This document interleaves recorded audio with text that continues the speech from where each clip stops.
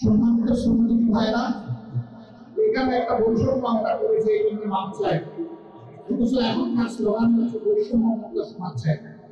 বৈষম্যটা হলো আমরা স্টেজের উপরে বসে আছি, ভোট এটার নাকের উপরে, অসুবিধা নাই, আমরা একটু চোখে আপনারা শুনতে, আচ্ছা এটাও মানলাম, হয়তো এখানে দেখার সুবিধায় এই অ্যারেঞ্জমেন্ট করা হয়েছে, কিন্তু আপনাদের মুখটা সূর্যের থেকে আর আমাদের ছায়া, কষ্টটা আপনাদের বেশি হচ্ছে, দুর্ঘটনা করে আপনারা বসে আছেন। এখানে হয়তো বা আয়োজকদের এর বাইরে কিছু করার ছিল না, এই অনেকটা ইচ্ছাকৃত বৈষম্য, আশা করি আল্লাহ তাআলা আমাদের ক্ষমা করবেন, আপনারা ক্ষমা করবেন। শ্রমিকদের প্রতি আমার একটু ভালোবাসা আছে, আমি বিশ্বাস করি, অন্তর থেকে বিশ্বাস করি, শ্রমিকরা রক্ত পানি করা ঘাম জড়িয়ে অর্থ জোগাড় করে খাওয়া, সুতরাং তাদের গায়ের ঘামটা আমার কাছে আমলের। আমি যখন কোথাও কোনো শ্রমিকের সংস্পর্শে যাই, কিন্তু তাদেরকে হাত তোলানো থেকে বিরত রাখতে চাই, আমি কান দিয়ে বলি আসলে তোমার সাথে একটু ভোট চাই, কারণ তোমার বুকের ঘামটা আমার জন্য আপন, সুগন্ধি, সৌভাগ্যের কারণ, তোমার রুটি হালাল। আল্লাহর হাবিব বলেছেন, ওই সমস্ত গরিব দুঃখী মেহনতি মানুষ সচ্ছল মানুষদের চাইতে 500 বছর আগে আল্লাহর জান্নাতে প্রবেশ করবে। আমি কেন তাদেরকে সম্মান করবো না, কেন শ্রদ্ধা করবো না, কেন ভালোবাসবো না? অবশ্যই আমাদেরকে ভালোবাসতে হবে।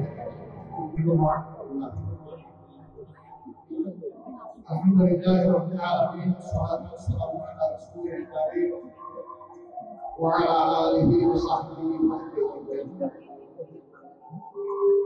আমাদের আল্লাহ তাআলার সম্পর্কে আয়োজিত আন্তর্জাতিক শ্রমিক দিবসে আজকের এই বিশাল সমাবেশের সম্মানিত সভাপতি, শ্রমিক কল্যাণ ফেডারেশনের সম্মানিত কেন্দ্রীয় সভাপতি, মহান জাতীয় সংসদের সাবেক সদস্য, বিশিষ্ট আলেম, শ্রমিক নেতা জনাব মাহমুদ শামসুল ইসলাম, মঞ্চে বসা নেতৃবৃন্দ, আমার সামনে উপস্থিত শ্রমজীবী, কর্মজীবী এবং সাধারণ দেশের নাগরিক ভাইয়েরা, সাংবাদিক বন্ধুরা,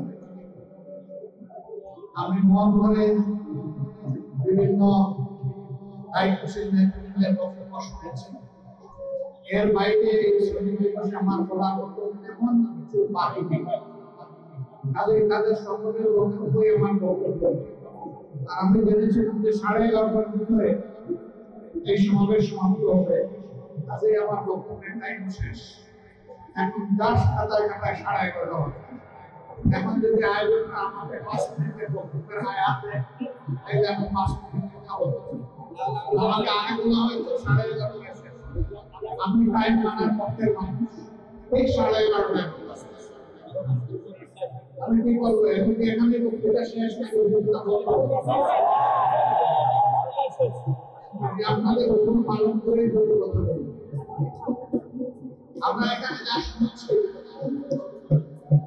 শ্রমিক এবং কর্মজীবী মানুষ, শুধু শ্রমিক না, শ্রমিকদের বাইরে শ্রমিকের একটা সংখ্যা আছে, আবার কর্মজীবীর আলাদা একটা সংখ্যা আছে। এই সকল পর্যায়ের মানুষ তারা নির্যাতিত এবং তাদের ন্যায্য অধিকার তারা বঞ্চিত। মিল ফ্যাক্টরি ইন্ডাস্ট্রি বিভিন্ন জায়গায় যারা উদ্যোক্তা, তারা বিভিন্নভাবে তাদের সহকর্মী শ্রমিক এবং কর্মচারীদেরকে তারা উপযুক্ত মূল্যায়ন করেন না, তাদের শ্রমের মর্যাদা দেন না, কর্ম পরিবেশ নিশ্চিত করেন না। এটি হচ্ছে বাস্তবতা। আবার আরেকটা বাস্তবতা আছে, তারা যখন নির্যাতন করেন শ্রমিকদের উপর, আবার তারা নির্যাতিত হন চাঁদাবাজদের হাতে। চাঁদাবাজরা বিভিন্নভাবে তাদের কাছে হাজির হয়, বিভিন্ন লোক নিয়ে হাজির হয়, বিভিন্ন দিবস পালনের জন্য হাজির হয়, এমনকি আজকে দিবস পালন করার জন্য বিভিন্ন জায়গায় হাজির হয়েছে। এই দ্বন্দ্ব কতদিন চলবে? আমরা চাই না এই দ্বন্দ্ব চলবে। আমরা চাই মালিক পক্ষ এটা বুঝবে, শ্রমিক বাঁচলে আমার শিল্প বাঁচবে, আমার ব্যবসা বাঁচবে। শ্রমিক যদি না বাঁচে আমার ব্যবসায় শিল্প বাঁচবে না। আবার শ্রমিকরাও বুঝবে, উদ্যোক্তা মালিক শিল্পপতি যারা আছে তারা যদি বাঁচে তাইলে আমরাও বাঁচবো। কারণ আমার কর্মস্থলটাই যদি ধ্বংস হয়ে যায় আমি দাবিটা করতে পারছি। এই জন্য উভয় পক্ষের এখানে দায় আছে, দায়িত্ব আছে। সত্যিকার অর্থে আমরা যদি একটি টেকসই বাংলাদেশ গড়তে চাই, একটি শান্তির বাংলাদেশ গড়তে চাই, তাহলে সমাজকে হাতে হাত ধরে পরস্পরকে সম্মান এবং ভালোবাসা দিয়ে সমাজকে গড়ে তুলতে হবে। যেদিন মালিকরা শ্রমিকদেরকে মন করে আদর করবেন এবং সম্মান দিবেন, তারা নিশ্চিত থাকতে পারেন শ্রমিকরা সর্বদা শক্তি উজাড় করে মালিকের পাশে থাকবে।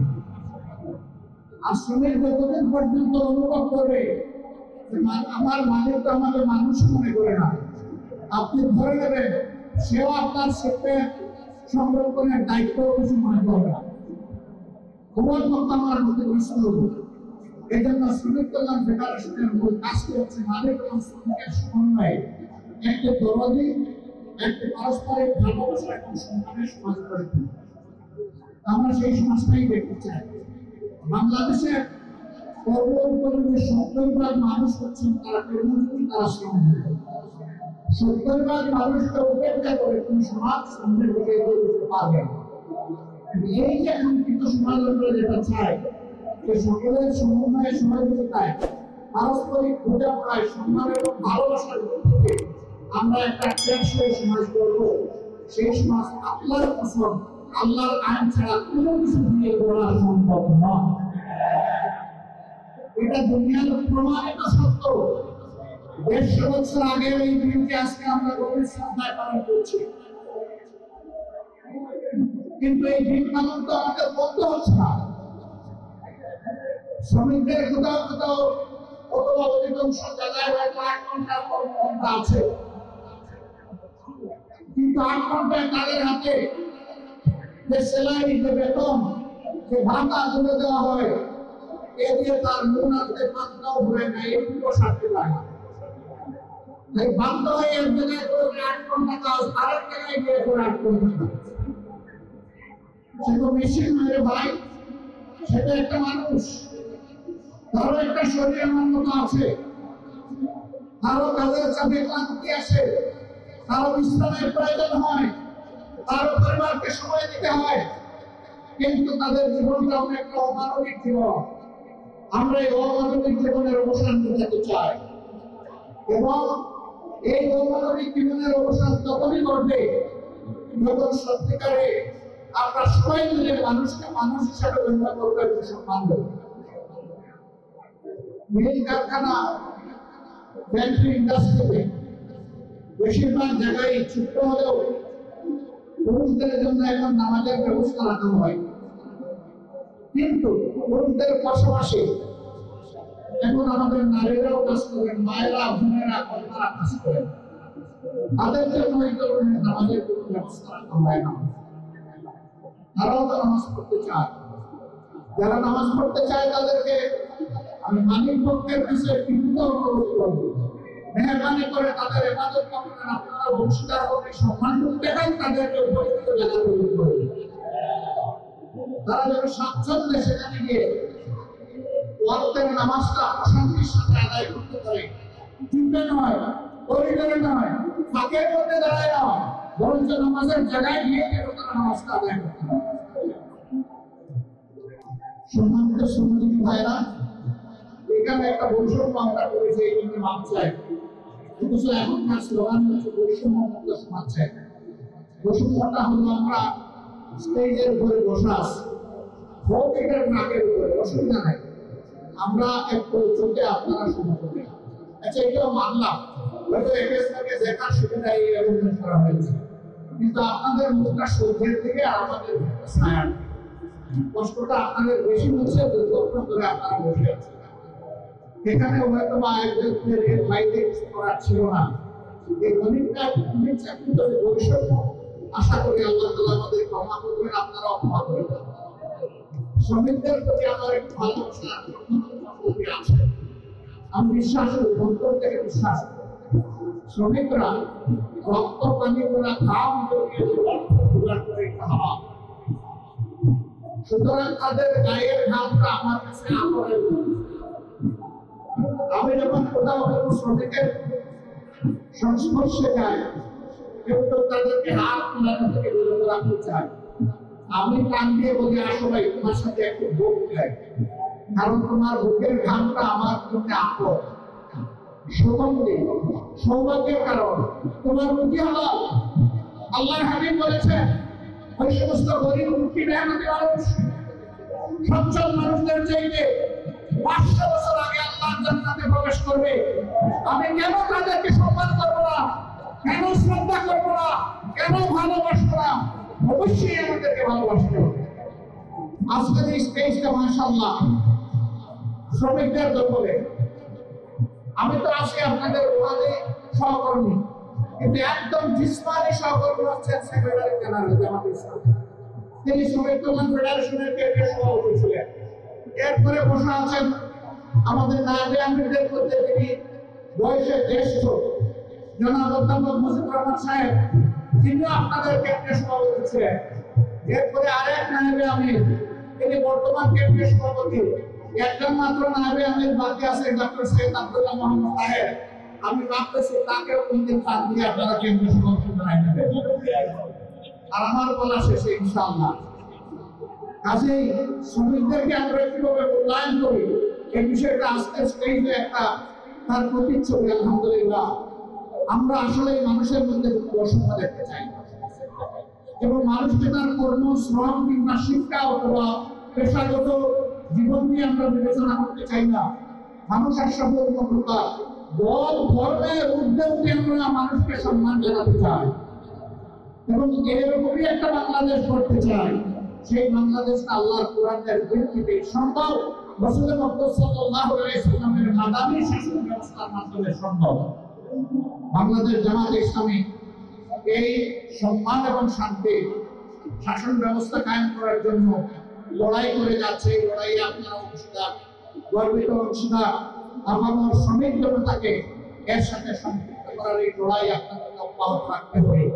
শ্রমিক বোন এবং গৃহকর্মীদের উদ্দেশ্যে আমি একটা কথা বলতে চাই, আমাদের প্রতিপক্ষ আমাদের বিরুদ্ধে অপবাদ ছড়ায়, জামাতে ইসলামী ক্ষমতায় গেলে মহিলাদের আর কোনো কাজ করতে দেবে না, ঘর থেকে বের হতে দেবে না। আমরা আমাদের এই বোনদেরকে নিশ্চয়তা দিচ্ছি, তারা তাদের যোগ্যতা এবং পছন্দ অনুযায়ী কর্মক্ষেত্রে কাজ করবেন। এখন তাদের কোনো সম্মান নাই, তাদের কোনো মর্যাদা নাই এবং তাদের কোনো নিরাপত্তা নাই। সেই রাস্তায় ইনশাআল্লাহ তাদের মর্যাদা আমরা কায়েম করব, তাদের নিরাপত্তা নিশ্চিত করা হবে ইনশাআল্লাহ। নারী পুরুষ সকলে মিলে কর্মক্ষেত্রে দেশের উন্নয়নে, দেশের স্থিতিশীলতায়, গতিশীলতায় আমরা সবাই মিলে ইনশাআল্লাহ অবদান রাখবো। সেই সামনের সোনার বাংলাদেশ গড়ার সংগ্রাম সেই দিনই আমাদের থামবে, যেদিন মানুষের ঘরে ঘরে সুখ, শান্তি এবং মর্যাদা পৌঁছে যাবে। আল্লাহ রাব্বুল আলামিন সেই বাংলাদেশ গড়ার পথে, কোরআনের শাসন কায়েম করার পথে আমাদের সকলকে হাতে হাত মিলিয়ে, কাঁধে কাঁধ মিলিয়ে আমাদেরকে কাজ করার তৌফিক দান করুন। শ্রমিক কল্যাণ ফেডারেশনের অন্তরের অন্তঃস্থল থেকে আজকের এই বিশাল সমাবেশে দাঁড়িয়ে যদি কথা বলার সুযোগ করে দেওয়ার জন্য আমি কৃতজ্ঞতা জানিয়ে, আপনাদের সকলকে ধন্যবাদ জানিয়ে আমার বক্তব্য এখানে শেষ করছি।